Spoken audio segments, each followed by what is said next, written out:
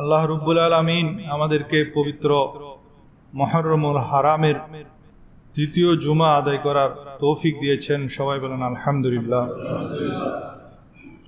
আমি সূরা বাকারার 34 নম্বর আয়াত তেলাওয়াত করেছি। আশুরার দিনে যে সমস্ত বড় বড় ঘটনা ঘটেছে তার মধ্যে একটি হলো হযরত আদম আলাইহিসসালামের তওবা আল্লাহ তাআলা কবুল করেছেন। তা আদম আলাইহিসসালামের সৃষ্টির জন্য আল্লাহ রব্বুল আলামিন মাটি সংগ্রহের জন্য হযরত জিব্রাইল, মিকাইল, ইসরাফিল ফেরেশতাকে পাঠিয়েছেন। তারা ব্যর্থ হয়েছেন, আজরাইল সফল হয়েছেন। এর কারণ কি? দুনিয়াতে পানির ফোয়ারা জারি হওয়ার রহস্য কি? আজরাইলকে কেন মানুষের রূহ কবজা করার দায়িত্ব আল্লাহ তাআলা দিয়েছেন? মানুষের জীবনে আনন্দ খুশির চাইতে দুঃখ বেদনা বেশি হয় কেন? মানুষের শরীরের রং, স্বভাব, চরিত্র ভিন্ন ভিন্ন কেন হয়? হযরত আদম আলাইহিসসালামের শরীরের অঙ্গ প্রত্যঙ্গ সমূহ কোন কোন জায়গার মাটি দিয়ে আল্লাহ তাআলা সৃষ্টি করেছেন? আদম আলাইহিসসালাম সর্বপ্রথম কি বাক্যালাপ করেছেন? হযরত হাওয়া আলাইহিসসালামের সৃষ্টি এবং মহর কিভাবে নির্ধারিত হয়েছে? আদম এবং হাওয়া আলাইহিসসালাম কেন নিষিদ্ধ বৃক্ষের ফল ভক্ষণ করেছিলেন? সেই নিষিদ্ধ বৃক্ষটি কি? কোনটি নিষিদ্ধ বৃক্ষ? এবং কোন দোয়ার বরকতে আদম আলাইহিসসালামের তওবা আশুরার দিন কবুল হয়েছিল? এবং আদম আলাইহিস সালাম কেন আইয়ামে বীজের রোজা পালন করেছিলেন? শয়তান কেন আদম আলাইহিসসালামকে সেজদা করেননি? আগুন শ্রেষ্ঠ নাকি মাটি শ্রেষ্ঠ? এই বিষয়ে ইনশাআল্লাহ আজকে আলোচনা করব। তাফসীরে আজিজিতে আদম আলাইহিসসালামের সৃষ্টির ঘটনা বর্ণনা করতে গিয়ে লিখেন, আল্লাহ রাব্বুল আলামিন হযরত জিব্রাইল আলাইহিসসালামকে প্রথমে বিভিন্ন জায়গার মাটি, সাদা, কালো, লাল, শক্ত, ভিজা, নরম, পৃথিবী থেকে সংগ্রহ করার জন্য সর্বপ্রথম জিব্রাইল ফেরেশতাকে পাঠালেন।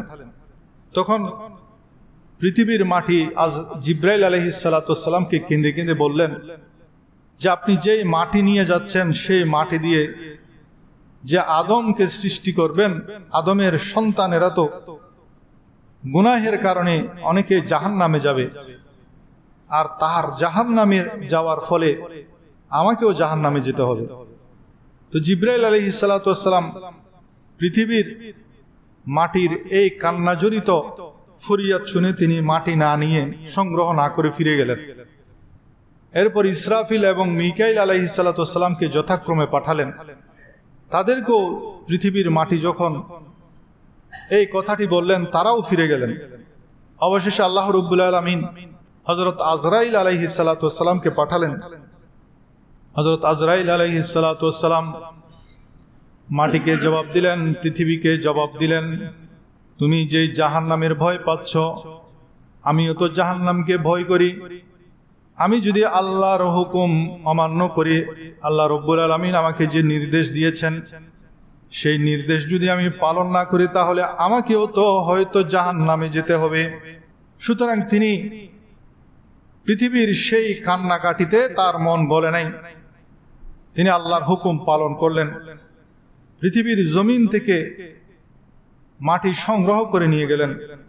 এই মাটি থেকে যে নদী নালা প্রবাহিত, ঝর্ণা দ্বারা প্রবাহিত, পানির ফোয়ারা প্রবাহিত হওয়ার কারণ হিসেবে মুফাসসিরিন ইকরাম বলেন, মাটি যখন জানতে পারলো পৃথিবীর মাটি তার দ্বারা আদম সন্তানকে সৃষ্টি করা হবে, আর সে আদম সন্তানদেরকে তাদের গুনাহের কারণে, কুফরির কারণে, শিরিকের কারণে আল্লাহ রাব্বুল আলামিন জাহান্নামে নিক্ষেপ করবেন। তখন মাটি আরজ করল, বারি তাআলা, আমার থেকে সৃষ্টি মাখলুক কি জাহান্নামে যাবে নাকি? আল্লাহ রাব্বুল আলামিন বললেন, হ্যাঁ, তারা তাদের কৃত কর্মের ফলে শেষ বিচারের দিনের পর তারা জাহান্নামে যাবে। এই কথা শুনে মাটি এত ক্রন্দন করেছে, এত কান্নাকাটি করেছে, মাটির কান্নাকাটির কারণে এই পৃথিবীর জমিনের মধ্যে নদী নালা এবং পানির ফোয়ারা সৃষ্টি হলো, যা এখন পর্যন্ত প্রবাহিত আছে, কিয়ামত পর্যন্ত প্রবাহিত থাকবে। সবাই বলেন সুবহানাল্লাহ। তাহলে জমিনের মধ্যে যেই আমরা নহর সমূহ দেখি, নদী নালা দেখি, এর সৃষ্টির রহস্য হলো মানুষ যে জাহান্নামে যাবে, এই আদম সন্তানদের জাহান্নামে যাবে, সেটার জন্য পৃথিবীর কান্নাকাটির কারণে পৃথিবীর জমিনের মধ্যে নদী নালার সৃষ্টি হয়েছে। আল্লাহ রাব্বুল আলামিন আমাদেরকে জাহান্নাম থেকে বেঁচে থাকার তৌফিক দান করুন। আল্লাহ রাব্বুল আলামিন যখন দেখলেন এই আজরাইল আলাইহিস সালাতু ওয়াস সালাম আল্লাহর হুকুম যথাযথ পালন করেছেন, জমিনের কান্নাকাটি ওনার মনকে নরম করতে পারে নাই, তখন আল্লাহ রাব্বুল আলামিন মানুষ সৃষ্টি করার পর মানুষের রূহ কবজ করার যে দায়িত্ব, সে দায়িত্বটা আজরাইল আলাইহিস সালাতু ওয়াস সালামকে দিলেন।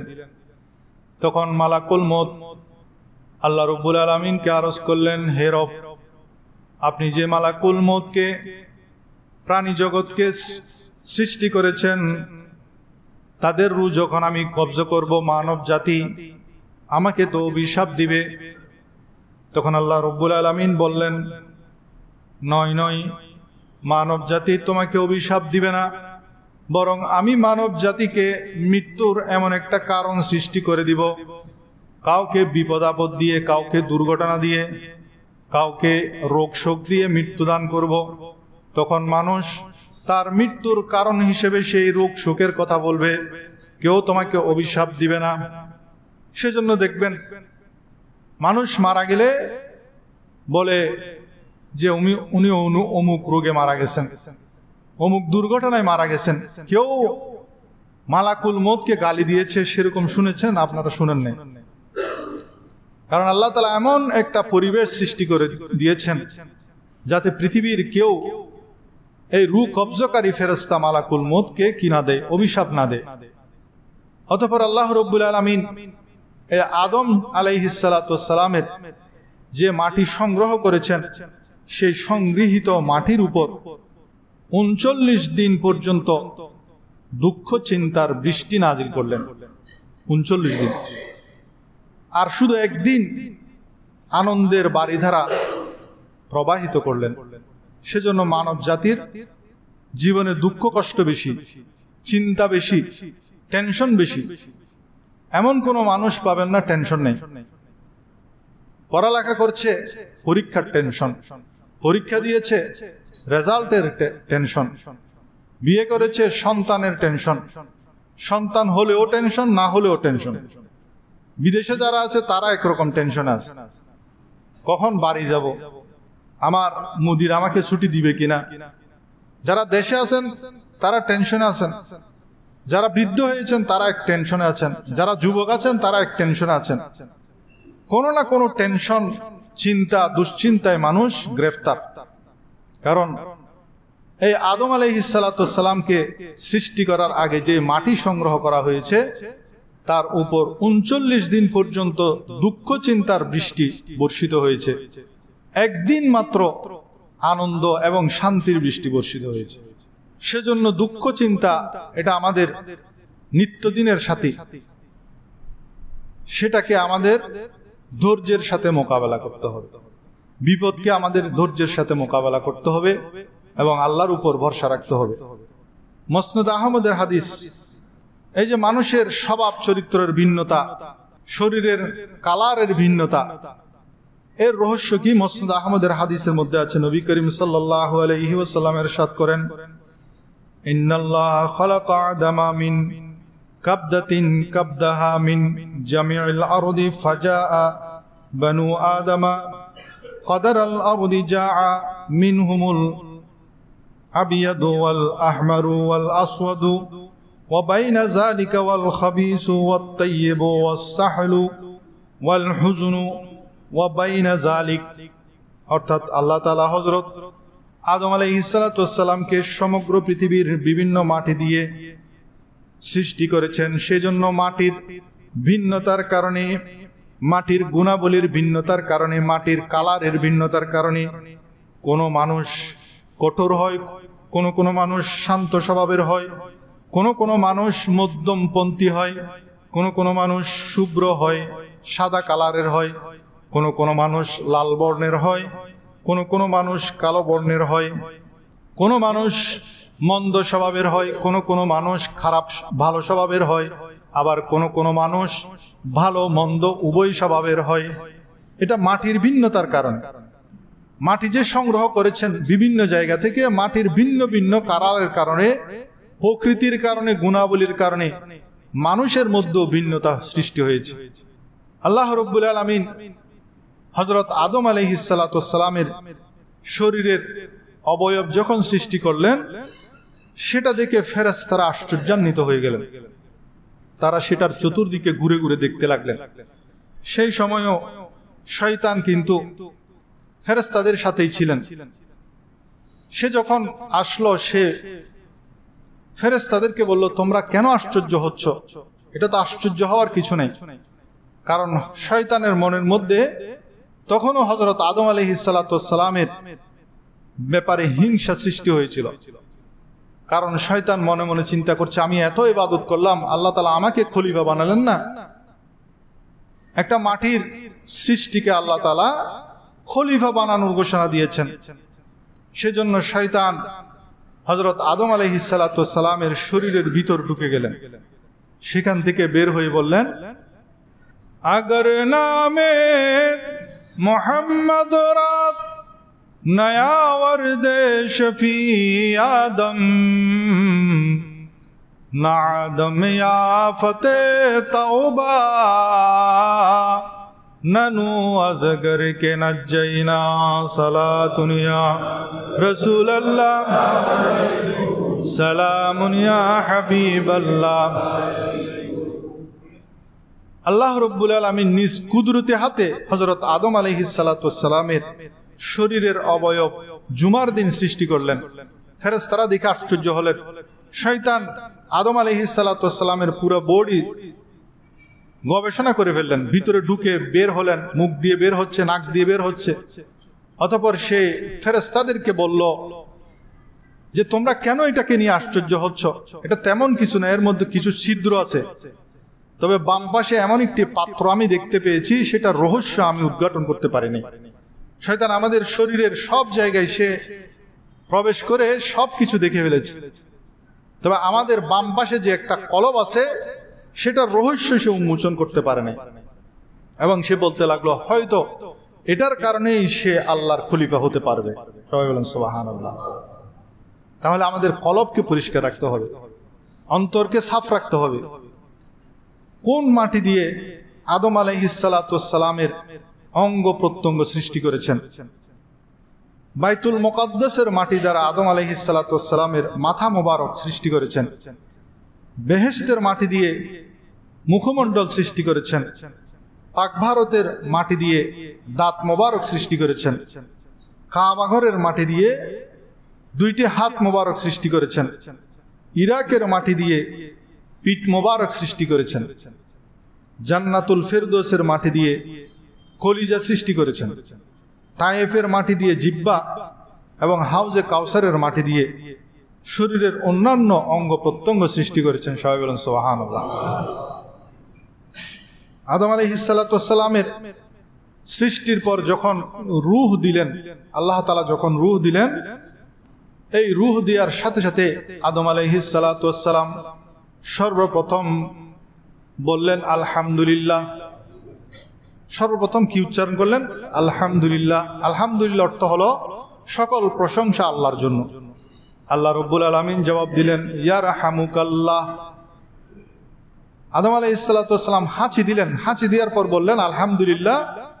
সেজন্য আমাদেরও উচিত আদম আলাইহিস সালাতু ওয়াস সালামের সেই সুন্নত পালন করা। যখনই হাঁচি আসবে উচ্চস্বরে বলবেন আলহামদুলিল্লাহ, মনে মনে না।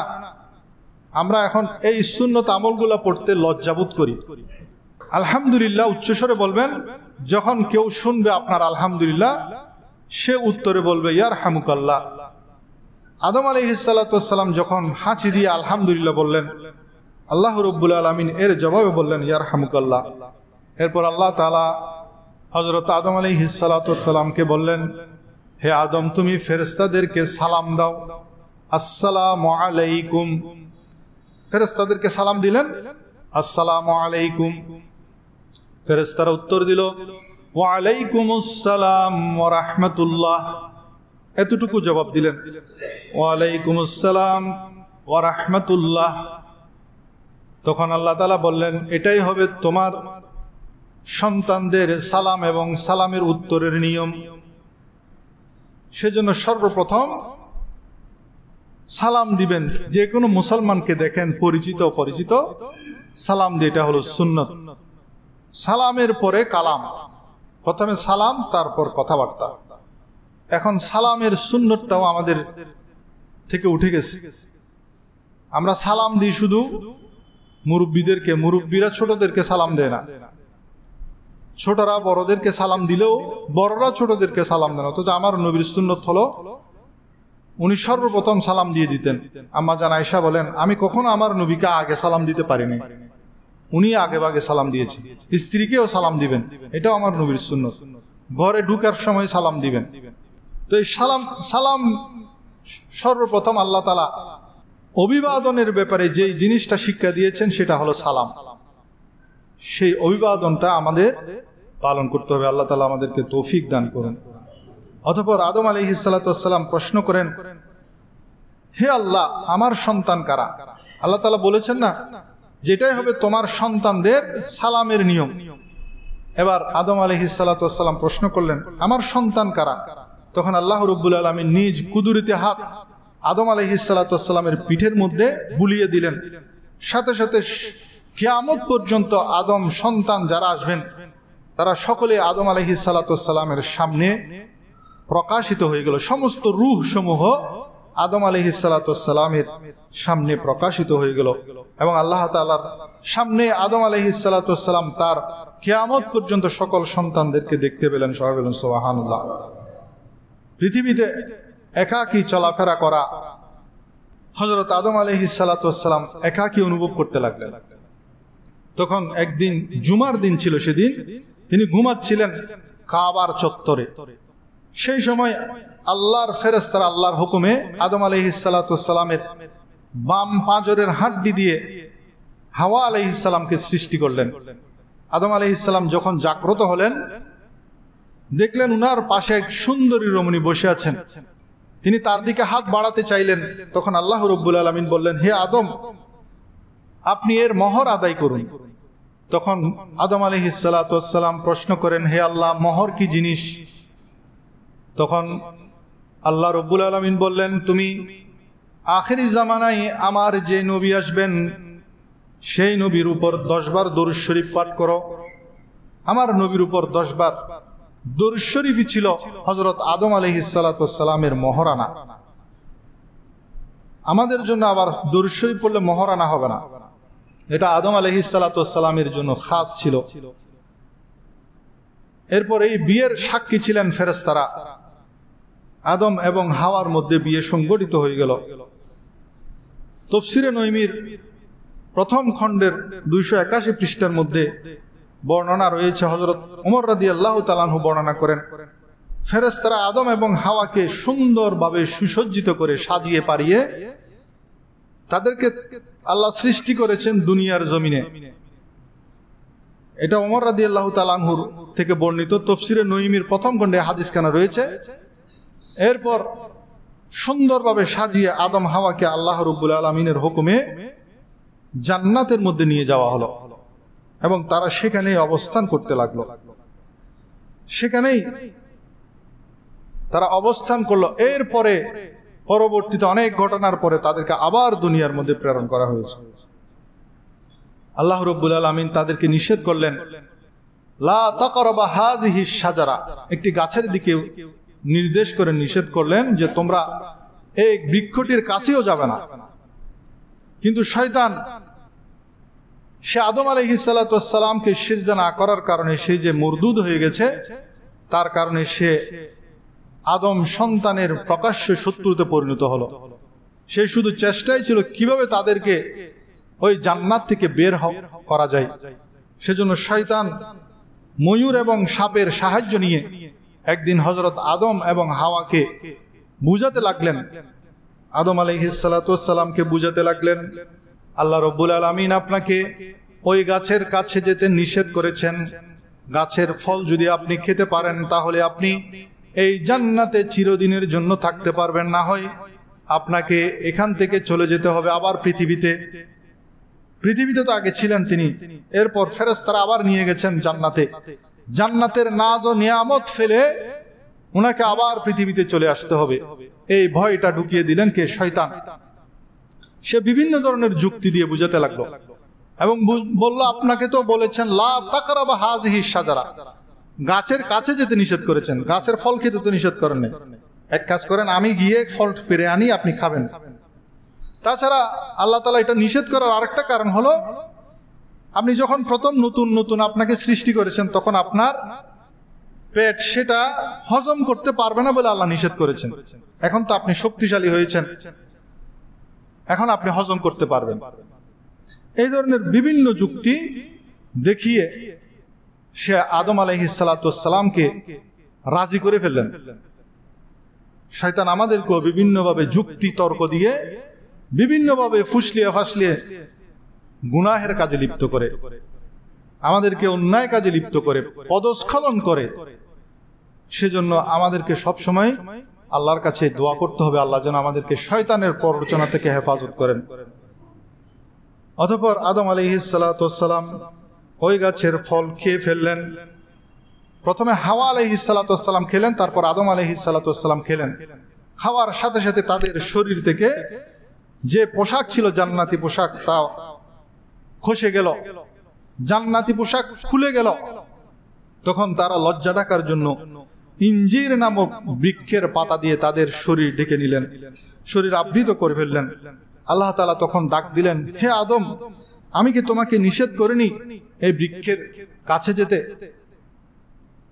আমি তো তোমাকে নিষেধ করেছি এবং তোমাকে বলেছি শয়তান তোমার প্রকাশ্য শত্রু, তুমি কেন শয়তানের প্ররোচনায় লিপ্ত হয়ে গেলে? তখন আদম আলাইহিস সালাতু ওয়াস সালামকে বললেন, তুমি এই জান্নাত থেকে দুনিয়ায় চলে যেতে হবে, তুমি এখানে আর থাকার উপযুক্ত নও। এরপর আদম এবং হাওয়াকে, ময়ূর এবং সাপকে, শয়তানকে, সবাইকে দুনিয়ার মধ্যে প্রেরণ করে দিলেন। তো অনেকে বলতে পারেন এটা আদম আলাইহিস সালাতু ওয়াস সালামের ভুল ছিল। নবীদের বেলায় ভুল বলা যাবে না, এটা ইজতিহাদি ভুল। ইজতিহাদের ব্যাপারে শরীয়তের ফয়সালা হলো, কেউ যদি ইজতিহাদ করে, যারা মুজতাহিদ, তাদের ইজতিহাদটা যদি ভুলও হয় তাহলে একটা সওয়াব পাওয়া যায়, আর যদি ইজতিহাদটা সঠিক হয় তাহলে তারা ডাবল সওয়াব পান। তো আদম আলাইহিস সালাতু ওয়াস সালাম ভুল করেছেন, গুনাহ করেছেন, এই কথাটা বলা আমাদের আহলে সুন্নাত ওয়াল জামাতের আকীদা মতে আদম ভুল করেছেন, গুনাহ করেছেন এটা বলা যাবে না। এটা ওনার ইজতিহাদ ছিল, উনি ইজতিহাদিভাবে ওনার ইজতিহাদের মধ্যে গলত হয়েছে। কারণ যারা মুজতাহিদ তাদের ইজতিহাদের ভুলের মধ্যেও সওয়াব আছে। সুবহানাল্লাহ। আব্দুল্লাহ বিন আব্বাসের মতে যে বৃক্ষটি তিনি বৃক্ষের ফল খেয়েছেন সেটা ছিল গম বৃক্ষ, আর আব্দুল্লাহ বিন মাসউদের মতে সেটা ছিল আঙ্গুর গাছ। ইবনে জুরাইহ রাহমাতুল্লাহ আলাইহির মতে সেটা ছিল ডুমুর বৃক্ষ। হযরত আলী রাদিয়াল্লাহু তাআলা আনহুর মতে সেটা ছিল কর্পূর বৃক্ষ। এই মতগুলো তাফসীর মাজহারির প্রথম খণ্ডের 111 পৃষ্ঠার মধ্যে আছে। এরপর তাদেরকে যে দুনিয়ার মধ্যে প্রেরণ করলেন, কাকে কোন জায়গায় প্রেরণ করেছেন এই ব্যাপারে তাফসীরের কিতাবের মধ্যে আছে। হযরত আদম আলাইহিস সালাতু ওয়াস সালামকে আল্লাহ রাব্বুল আলামিন হিন্দুস্তানের চরণদ্বীপ শহরের লুদ পর্বতে প্রেরণ করেছেন। হাওয়া আলাইহিস সালাতু ওয়াস সালামকে জেদ্দার মধ্যে প্রেরণ করেছেন। এখনো হাওয়া আলাইহিস সালামের মাজার শরীফ জেদ্দার মধ্যে আছে। শয়তানকে প্রেরণ করেছেন ইয়াজুজ মাজুজ। ইয়াজুজ মাজুজের যে দেয়াল অবস্থিত সেই স্থানে, সাপকে ইস্পাহান নামক শহরের মধ্যে, সেখানে সেই ইস্পাহান শহরে এখনো পর্যন্ত সাপের উপদ্রব বেশি পরিলক্ষিত হয়। আল্লাহ রাব্বুল আলামিন শাস্তি স্বরূপ সাপের আগে পা ছিল, পা অদৃশ্য করে দিলেন। সে বুকের ছেঁচড়িয়ে ছেঁচড়িয়ে চলাফেরা করে, এটাই তার শাস্তি। কিয়ামত পর্যন্ত তার শাস্তিটা বজায় থাকবে। ময়ূরের শরীরের চাইতে তার পাগুলা সুন্দর ছিল, কিন্তু ময়ূরকে আল্লাহ রাব্বুল আলামিন তার শরীর সুন্দর থাকলেও তার সেই সুন্দর পাগুলাকে বিশ্রী করে দিলেন। সেজন্য আপনারা যদি ময়ূরকে কাছ থেকে দেখবেন তার পাগুলো দেখবেন খুব বিশ্রী। আদম আলাইহিস সালাতু ওয়াস সালাম তাফসীরের রুহুল বায়ানের মধ্যে আদম আলাইহিস সালাতু ওয়াস সালামের তওবার ব্যাপারে বাইহাকি শরীফের উদ্ধৃতি দিয়ে বলেন, হযরত ওমর এবং আলী রাদিয়াল্লাহু তাআলা আনহু বলেন, রাসূলুল্লাহ সাল্লাল্লাহু আলাইহি ওয়াসাল্লামের ইরশাদ করেন, আদম আলাইহিস সালাতু ওয়াস সালামের দুশ্চিন্তা যখন চূড়ান্ত পর্যায়ে পৌঁছলো, একদিন তার মনে আসলো যে তিনি আরশের মধ্যে লিখা দেখেছেন লা ইলাহা ইল্লাল্লাহু মুহাম্মাদুর রাসূলুল্লাহ। এই কলমার কথা তিনি মনে পড়ল এবং চিন্তা করলেন আল্লাহর নামের পাশে মুহাম্মদ যে নামটি, তিনি নিশ্চয় আল্লাহর মকবুল বান্দা। তিনি তার ওসিলায় দোয়া করলেন এবং এই দোয়াটি কোরআনের মধ্যে যেটা আছে সেটার সাথে সেই দোয়াটি আমার নবীর ওসিলাটা দিলেন। সেটা হলো তাফসীরে রুহুল বায়ানে আছে, রব্বানা যালামনা আনফুসানা ওয়া ইল্লাম তাগফির লানা ওয়া তারহামনা লানাকুনান্না মিনাল খাসিরিন আসআলুকা বিহাক্কি মুহাম্মাদিন আন তাগফির লি। এভাবে আদম আলাইহিস সালাতু ওয়াস সালাম আল্লাহর কাছে দোয়া করলেন, হে আল্লাহ, আপনি মুহাম্মদের উসিলায় আমাকে ক্ষমা করে দিন। সাথে সাথে আল্লাহ রাব্বুল আলামিন আমার নবীর উসিলায় আদম আলাইহিস সালাতু ওয়াস সালামের দোয়া কবুল করলেন। এরপর আদম আলাইহিস সালাতু ওয়াস সালাম, সেদিন ছিল মুহররমের 10 তারিখ, আশুরার দিন, জুমার দিন ছিল। তিনি দোয়া যখন কবুল হলো খুশিতে 2 রাকাত নামাজ পড়লেন। সেই সময়টা ছিল ফজরের ওয়াক্ত, ফজরের সময়। আদম আলাইহিস সালাতু ওয়াস সালামের সেই ওয়াক্তের 2 রাকাত নামাজ আমাদের জন্য ফজরের ওয়াক্তের নামাজ। এক এক নবীর নামাজকে আমাদের জন্য 5 ওয়াক্তে 5 নবীর নামাজ, 4 ওয়াক্তে 4 নবীর নামাজ, এশারের নামাজ স্পেশাল আমার নবীর জন্য নির্ধারণ ছিল। এরপর আদম আলাইহিস সালাতু ওয়াস সালাম দুনিয়ার মধ্যে আসার কারণে ওনার চেহারা সুরত, শরীরের যে সৌন্দর্যটা ছিল, অবকাঠামো যে সুন্দর ছিল, সেটা ফ্যাকাশে হয়ে গিয়েছিল, শরীর কালো হয়ে গিয়েছিল।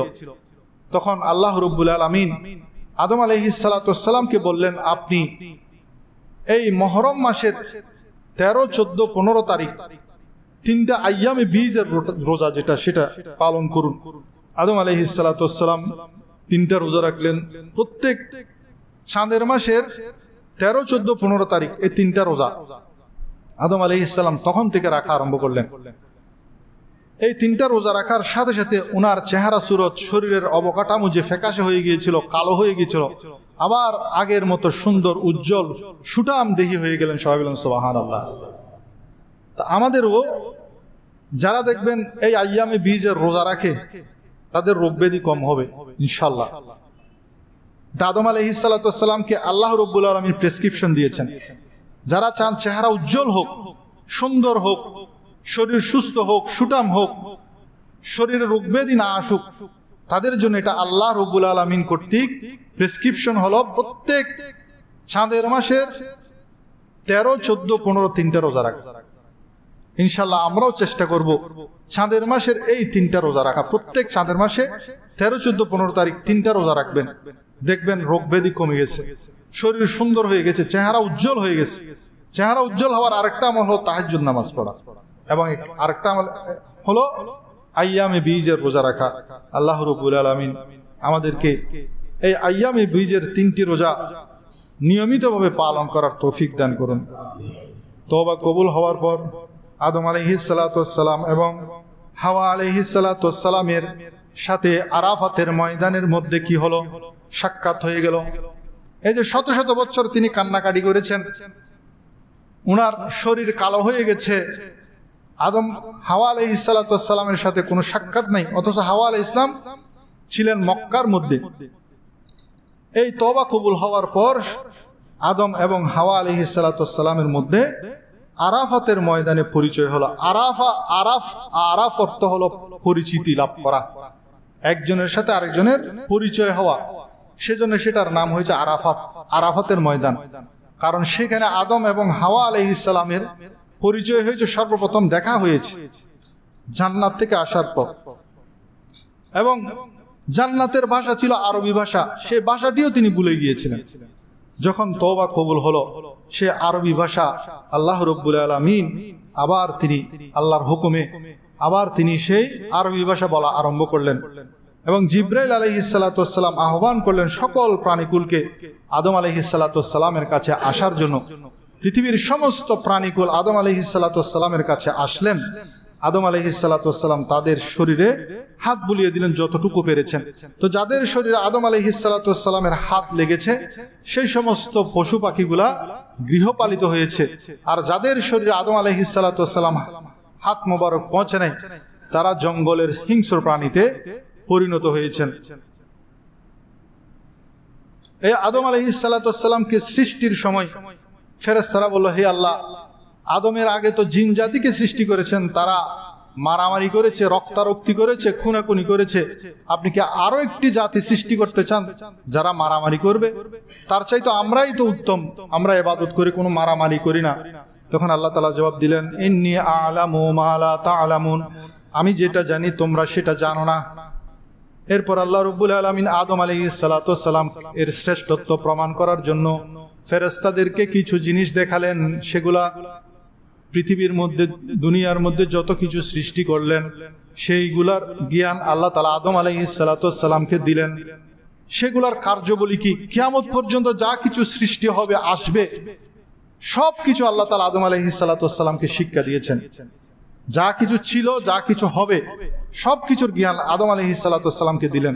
তার মধ্যে কিছু জিনিস আদম আলাইহিসসালাম ফেরেশতাদেরকে দেখালেন, তারা কিছুই বলতে পারে না, কারণ তাদেরকে যেটাই শিখিয়ে দেওয়া হয়েছে সেটা ছাড়া তারা আর কোনো কিছু জানে না।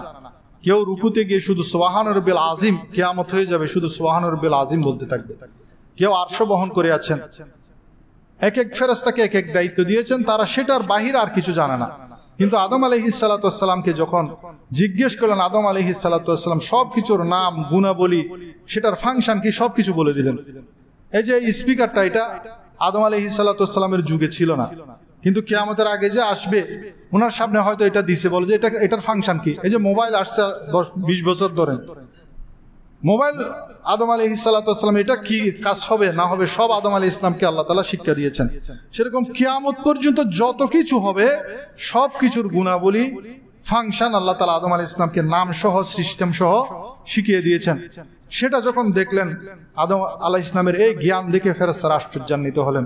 এরপর আল্লাহ রাব্বুল আলামিন আদম ফেরেশতাদেরকে জিজ্ঞেস করলেন, বললেন, হুকুম দিলেন, ওয়াইয কুলনা লিল মালাইকাতি ইসজুদু লি আদামা ফাসাজাদু ইল্লা ইবলিস আবা ওয়াস্তাকবারা ওয়া কানা মিনাল কাফিরিন। যখন আমি ফেরেশতাদেরকে বললাম আদমকে সিজদা করো, তখন ইবলিস ব্যতীত সকলেই সিজদা করলো। সে অমান্য করলো, সে অহংকার করলো, সুতরাং সে কাফেরদের অন্তর্ভুক্ত হয়ে গেল। তো এখন অনেকে আবার বলতে পারেন, আদম আলাইহিসসালামকে উনি তো গায়রুল্লাহ, ওনাকে সিজদা করেছেন।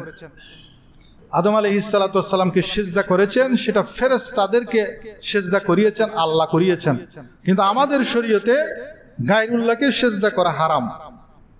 আমাদের শরীয়তে গায়রুল্লাহকে সিজদা করা হারাম। এই যুক্তি দিয়ে আবার এক মানুষ আরেক মানুষকে সিজদা করতে যাবেন না। তো ইবলিস সিজদা করে নাই, তার কারণ হলো সে যুক্তি দিয়েছে আল্লাহকে।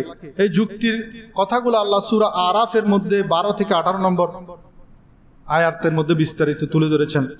সূরা হিজরের 32 থেকে 40 নম্বর আয়াত, সূরা বনী ইসরাইলের 61 থেকে 65 নম্বর আয়াত, সূরা সাদের 75 থেকে 85 নম্বর আয়াত। সারসংক্ষেপ কি?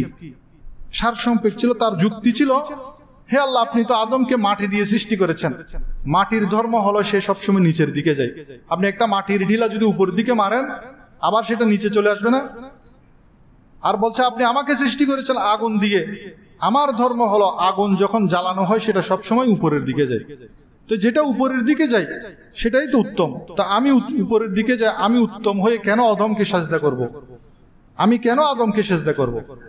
তো তার অন্তরের সেই কুযুক্তির কারণে, অহংকারের কারণে সে আল্লাহর সেই হুকুম মানতে অবাধ্য হলো, আল্লাহর হুকুম মানতে পারলো না। আল্লাহ রাব্বুল আলামিন আমাদেরকে এই অহংকার থেকে বেঁচে থাকার তৌফিক দান করুন। এবং আদম আলাইহিসসালামের পক্ষ থেকে যে সর্বপ্রথম যে আমলটি, আলহামদুলিল্লাহ, আল্লাহর প্রশংসা, আমাদেরকে সবসময় আল্লাহর প্রশংসা করার, শুকরিয়া আদায় করার তৌফিক দান করুন। সবসময় সালাম দেওয়ার তৌফিক দান করুন। আইয়ামে বীজের রোজাসমূহ পালন করার তৌফিক দান করুন। আমিন। যারা সুন্নত করেন সুন্নত করেন। আসসালামু আলাইকুম ওয়া রাহমাতুল্লাহ।